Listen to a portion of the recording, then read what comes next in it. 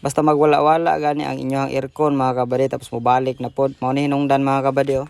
Tirada mga kabady, wa lagi karon mga kabady natin tiradahan ron ri mga kabady oh, kay ingon sa driver ani mo overheat daw tapos magwala-wala ang iyang aircon. Automatic dili dayon ta mo tanggal anak unsay tanggalon nato diha mga kabady no. So ato aso jud na subayon ug unsa yung problema mga kabady. Sa pag-abot pa lang sa unit mga kabady, gisubay na nako na mga kabady kay tingod ingon sa driver magwala-wala og mo overheat iyang unit. So pagtan-aw pa lang nako mga kabady, wa naman dai ni tuyok ang iyang kulingpan mga kabady. So number 1 mawa gyud ang ato ang aircon diha mga kabady og mo overheat jud ato ang unit diha mga kabady kay tungod wala na may magpabugnaw sa iyahang radiator o sa iyahang makina mga kabady. Kung matandog po ni siya batse mga kabady, mutuyok po ni siya mga kabady kay tungod kilis na iyahang carbon rust mga kabady no. So matandog siya, mutuyok na po siya balik mga kabady. Mao nang magwala-wala ang ato ang aircon mga kabady no. Mao nang dili jud ka mo diretso dayon sa aircon mga kabady kay daghan way kag agian ana bago ka moadto sa imong aircon. Kay sayang kaayo mga kabady mo diretso dayon kag trouble sa imong aircon. Yang problema day ang motor day sa radiator. Luoy pud ang tag-iya sa unit mga kabady, mo palit og pisa unya dili day mao ang daot. Unya kaning iyang lower extension sa iyang air cleaner mga kabady, nakita nako luag naman kaayo mga kabady, murag kahagbongon naman ni. Mao nang akuan lang pong gihugtan mga kabady para dili pud siya mahagbong mga kabady no. Kung mao na dai ni ang daot nato nga radiator pan motor mga kabady no, tanawa mga kabady okay na kaayo mga kabady, kusog na kay mo tuyok so dili na gyud ni siya mawa ang iyang aircon, di na pud mo overheat mga kabady.